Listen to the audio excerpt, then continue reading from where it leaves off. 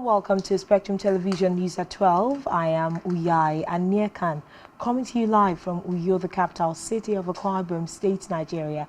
Let's take a look at some of the major stories.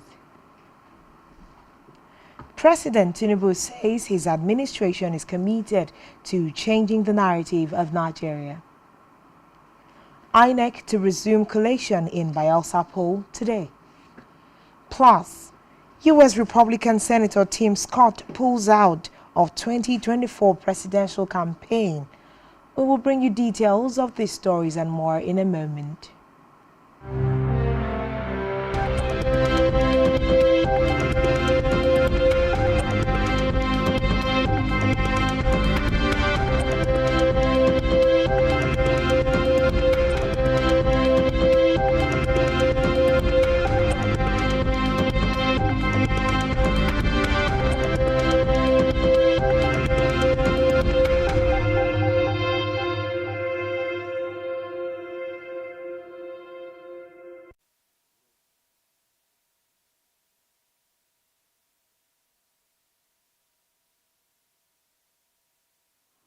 We begin the news this afternoon with Nigeria's leader, President Bola Tinubu, who has said that he is committed to changing the narrative of Nigeria for the benefit of all Nigerians. Tinubu stated this while briefing newsmen at the end of rituals for the performance of the Lesser Hajj Umrah in Makkah, Saudi Arabia. The president noted that his administration was determined to change the narrative through various reforms, programs and policies that would ultimately benefit the citizens.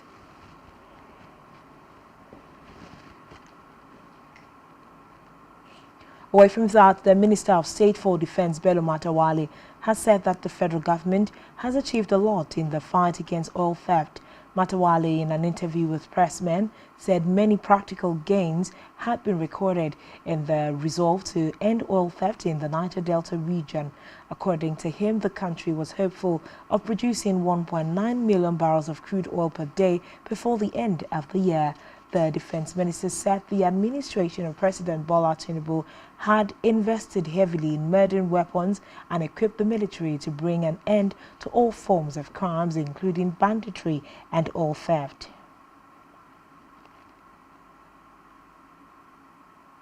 From the Red Chambers, the Senate President Godswill Akpabio says of the three arms of government, legislators are the most misunderstood and attacked by Nigerians. According to him, Nigerians blame lawmakers for everything, including things not directly under their control. The Senate President, represented by the Senator representing Ogun Central, Shuaib Salisu, said this at the 100th birthday colloquium of a Second Republic lawmaker, Senator Kunle Oyero, in Abeokuta, Ogun State. On electoral matters, the Independent National Electoral Commission (INEC) is set to resume the collation of results in the November 11, 2023 Bayelsa State governorship election today. Results from 6 of the 8 local government areas in the state, namely Kolokuma, Okpokuma, Ogbia, Yanogwa, Shangaba, Ndewe and Ekeremo, have been collated. The remaining local government areas are Bras and Southern Ijo. Recall that the Vice-Chancellor of the Federal University of Technology, Minna, and the State Returning Officer for the election in Bayelsa, Professor Farouk Kuta, adjourned the exercise yesterday. Meanwhile, the keenly contested November 11, 2023 Kogi State governorship election has finally produced a winner, with the All Progressives Congress APC candidate Usman Ododo clinging the much coveted seat. The State Returning Officer, Professor Johnson Urama, who is the Deputy Vice-Chancellor Academics of the University of Nigeria, Nsukka, announced Ododo as the winner of the governorship poll. Ododo won with 446,237 votes, defeating his closest rival Murtala Ajaka of the Social Democratic Party SDP, who scored 259,052, while Dino Melayi of the People's Democratic Party PDP polled 46,362 votes. Recall that Malawi and some civil rights groups had on Saturday raised alarm over field result sheet in the Ogori Magogo local government area of the north central state. The PDP candidate also called for the suspension of the exercise over violence and vote buying. The Independent National Electoral Commission (INEC) subsequently suspended election in 9 wards in the local government area, saying fresh polls will be conducted in 59 polling units in the Ogori Magogo local government area of the state on November 18, 2023. In related developments, Governor Hope Uzodimma of Imo State has thanked supporters following his re-election. Uzodimma became the Imo governor in 2020 after the Supreme Court nullified Emeka Ihedioha's victory. The Independent National Electoral Commission (INEC) had declared the All Progressives Congress (APC) candidate as the winner of the Imo governorship election after he cleared all 27 local government areas of the southeast state. He said the latest victory shows he won the Imo governorship election back in 2019 but was cheated until the Supreme Court came to the rescue. In a separate development, the Nigerian Air Force says it has conducted an airstrike on a well-known terrorist enclave being used as a logistics storage area in Borno State. The Director of Public Relations and Information, Nigerian Air Force, Air Commodore Edward Gabwet, in a statement noted that the onslaught by the air component of Operation Hadinkai led to the killing of several terrorists, while at least 4 gun trucks belonging to them went up in flames after being bombed. He said the operations were conducted in a bid to deny terrorists freedom to perpetrate crime. We move now to education, where the Joint Admissions and Matriculation Board, JAMB, has pledged to cooperate with the Senate to probe alleged admission racketeering, particularly in the case of one Chinyere Ekwe at the University of Nigeria, Nsukka, Enugu State. The JAMB Registrar, Professor Aisha Oloyede, made the pledge in Abuja during this year's Customer Service Week of the board. Oloyede said JAMB welcomed the Senate probe, noted that the examination body was grateful that the Senate chose to invite it to speak on the issue. Recall that the Senate had on Wednesday resolved to investigate allegations of admission racketeering in universities following a motion by Senator Onyeka Nwebonyi representing Ebonyi North.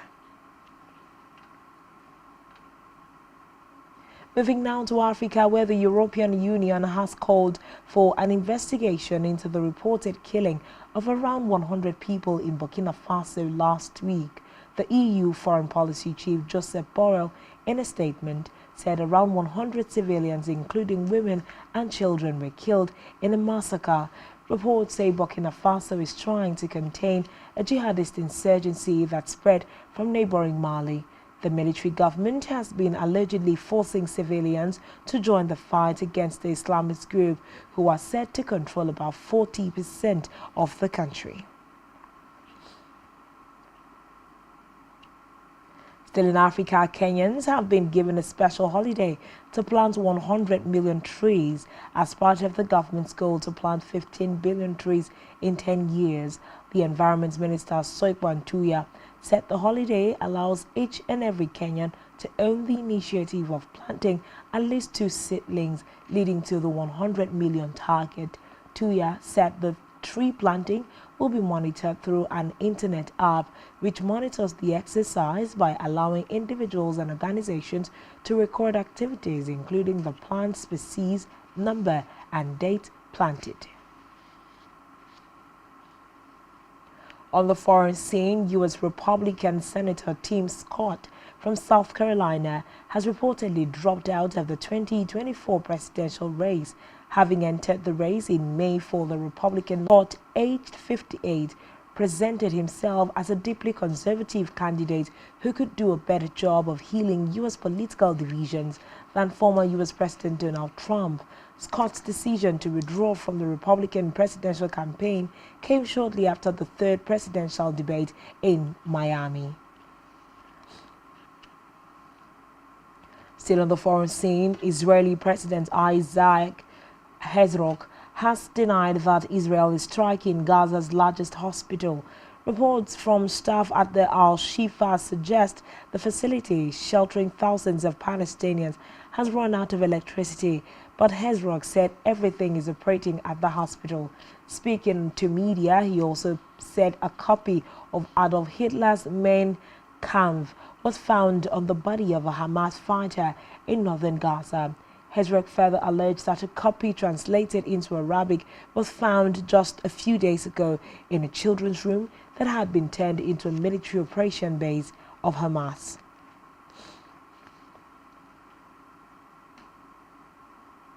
Still to come in the news. Novak Djokovic ends year as world #1 after beating Holger Rune in ATP finals. Stay tuned for details of this and more after the break.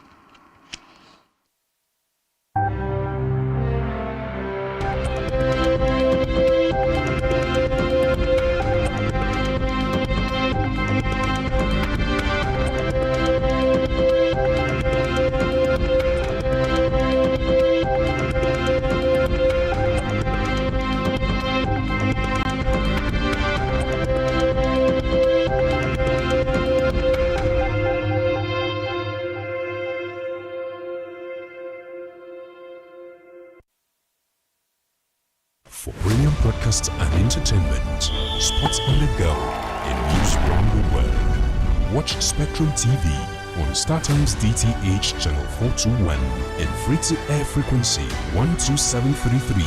Visit our website, spectrumtvlive.ng. Spectrum TV, broadening your horizon.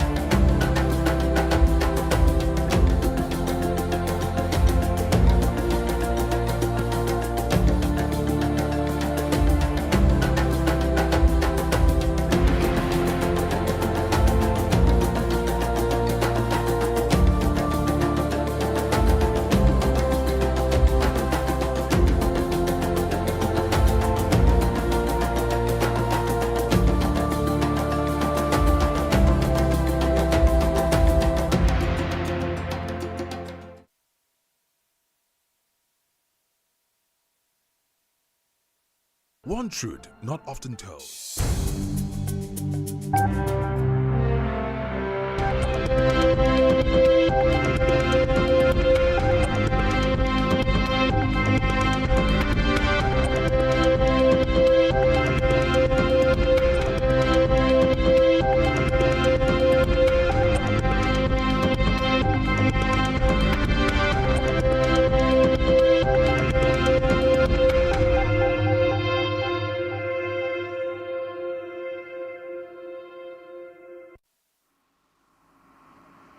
Thanks for staying tuned, and now to the rest of the news stories. On our business news, the Nigerian National Petroleum Company Limited (NNPCL) has brokered a peace deal between the management of Total Energies operator of the NNPC, the Petroleum and Natural Gas Senior Staff Association (PENGASEN), and the Nigeria Union of Petroleum and Natural Gas Workers (NUPENG). According to a statement by NNPCL spokesman Olufemi Soni, the unions agreed to suspend ongoing industrial action, leading to immediate restoration of 275,000 barrels of oil per day production. In a communique issued at the end of a marathon negotiation session chaired by the Executive Vice President Upstream NNPC Limited, Oriseshemiwa Eyesong, all parties are committed to resolving all the issues with an agreed framework. Still in business, the marketers have received about 100 gas mass transit buses. They promised to donate following the removal of fuel subsidies. The Executive Secretary of the Major Oil Marketers Association of Nigeria, Clement Isong, revealed this to journalists at the just concluded 17th edition at the 2023 Expo of the Oil Trading Logistics Africa Downstream Energy Week in Lagos. He noted that the promised buses had been ordered from Innocent Motors and delivered. Recall that the Depot and Petroleum Marketers Association of Nigeria had shortly after subsidy removal in June called for increased gas investment to provide an alternative to the use of petrol. On our health stories, the Joint Health Sectors Union has urged the federal government to implement the one-for-one replacement policy to address the impact of the unending brain drain in the health sector.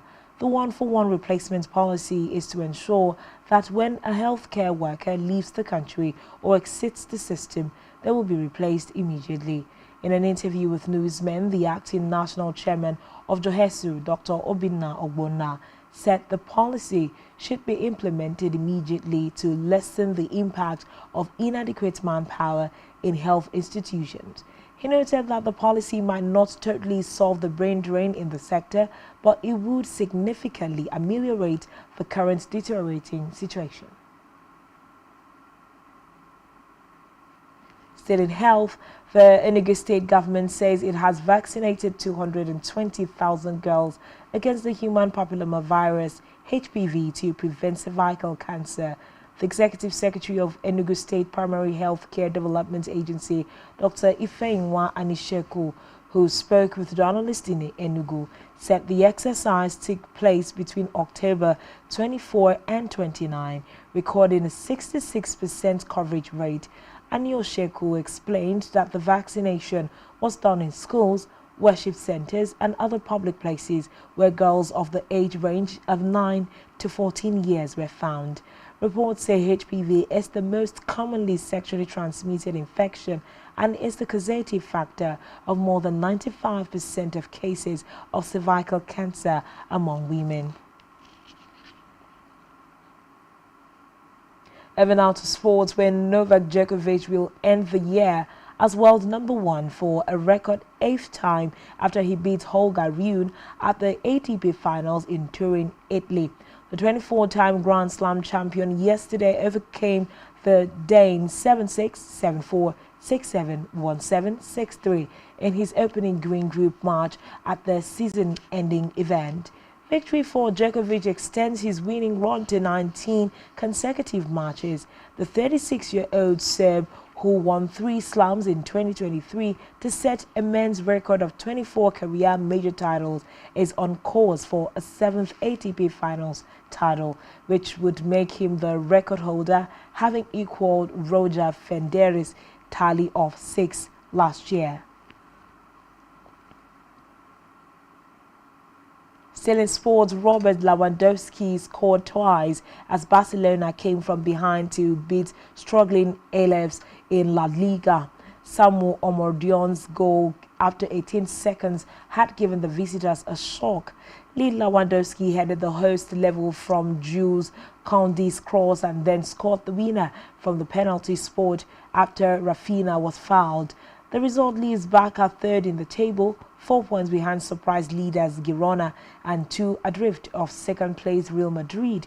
Meanwhile, Lewandowski's goals were his 6th and 7th in the Spanish top flight this season, ending a run of 6 games without a goal for the 35-year-old.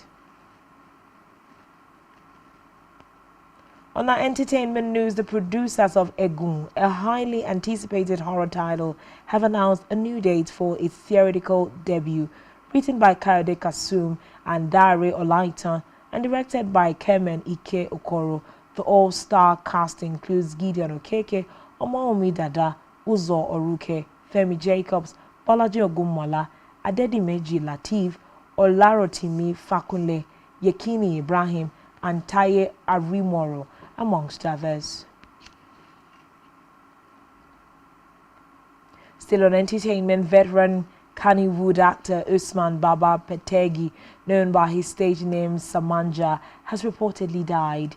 Reports say the popular Kaduna-based Hausa actor died yesterday after a prolonged illness. He was a former staff of the Federal Radio Corporation of Nigeria, FRCN, Kaduna National Station, and retired as a soldier.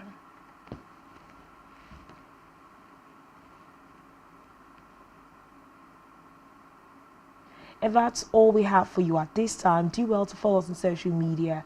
Subscribe to our YouTube channel, all of which you can find on our website, Spectrum TV Live. You have been watching Spectrum Television News at 12. I am Uyai and Nick, and thanks for watching, and do enjoy the rest of your day. Good afternoon.